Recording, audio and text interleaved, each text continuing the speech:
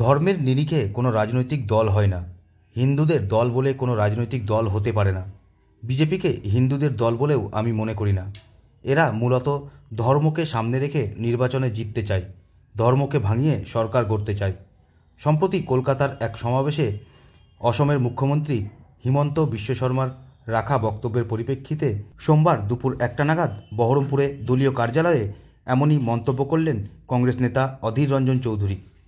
মুঘল সম্রাট ঔরঙ্গজেবের প্রসঙ্গ টেনে আনলেন অসমের মুখ্যমন্ত্রী হেমন্ত বিশ্ব শর্মা। কলকাতায় এক সমাবেশে বক্তব্য রাখতে গিয়ে শর্মা বলেন, ঔরঙ্গজেব যেহেতু হিন্দু ধর্মের অবসান ঘটানোর শপথ নিয়েছিলেন, কিন্তু ব্যর্থ হয়েছেন, তেমনই মমতা এবং রাহুল গান্ধী উভয়ে ব্যর্থ হবেন। দেখুন, হিন্দুদের কেউ ঠিকা নিয়ে বসে আছে। বিজেপি কবে হিন্দুদের ঠিকা নিলে আমাদের জানা নাই। আমরা বিজেপিকে হিন্দুদের দলই মনে করি না। হিন্দুদের কোনো দল হয় না, হিন্দুদের কোনো দল না। হিন্দু মানে পৃথিবীব্যাপী হিন্দু। হিন্দুদের জন্য আলাদা কোনো রাজনৈতিক দল হয় না, ধর্মের জন্য কোনো রাজনৈতিক দল হয় না। এরা ধর্মকে ভাঙিয়ে খায়, ধর্মকে ভাঙিয়ে বড় হয়, ধর্মকে ভাঙিয়ে জিততে চায় নির্বাচন, ধর্মকে ভাঙিয়ে সরকার করতে চায়। মানুষের জন্য এরা ভাবে না। কে কি বলছে না বলছে এসব লোকের সম্পর্কে জানুন। এলাকায় এরা আসামের জন্য কি করেছে ওকে আগে বলতে হবে। এত হিন্দু প্রেমী, ওকে আগে বলতে হবে যে আসামে এনআরসি করেছেন আপনারা, কত হিন্দুকে বিদেশি চিহ্নিতকরণ করেছেন বলুন। আমি হিসাব দিচ্ছি। আসামে বিদেশি চিহ্নিতকরণ করা হয়েছে, সংখ্যা হচ্ছে 19 লাখ। 14 লক্ষ হিন্দু, 5 লক্ষ মুসলমান। সেখানে ডিটেনশন ক্যাম্পে রেখে দেওয়া হয়েছে, ছেলে মেয়ে সবাইকে একসঙ্গে।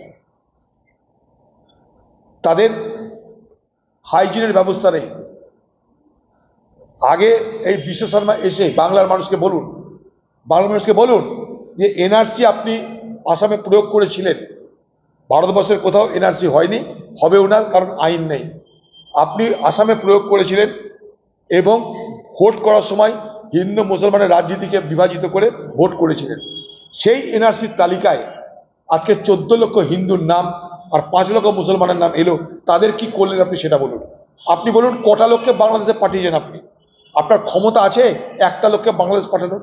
আপনাকে আমি চ্যালেঞ্জ করছি, আপনি একটা লোককে বাংলাদেশে পাঠান, একটা, যারা অনুপ্রবেশকারী, একজনকে পাঠান। আপনার ক্ষমতা নাই। আপনারা এগুলো আসামকে বিভাজিত করেছেন, বাংলাকে মমতা বিভাজিত করছে। আপনারা আর মমতা মিলেমিশে বিভাজিত হবে বাংলা। এই বাংলা বিভাজনের দুটো শক্তি, একটা টিএমসি, একটা বিজেপি।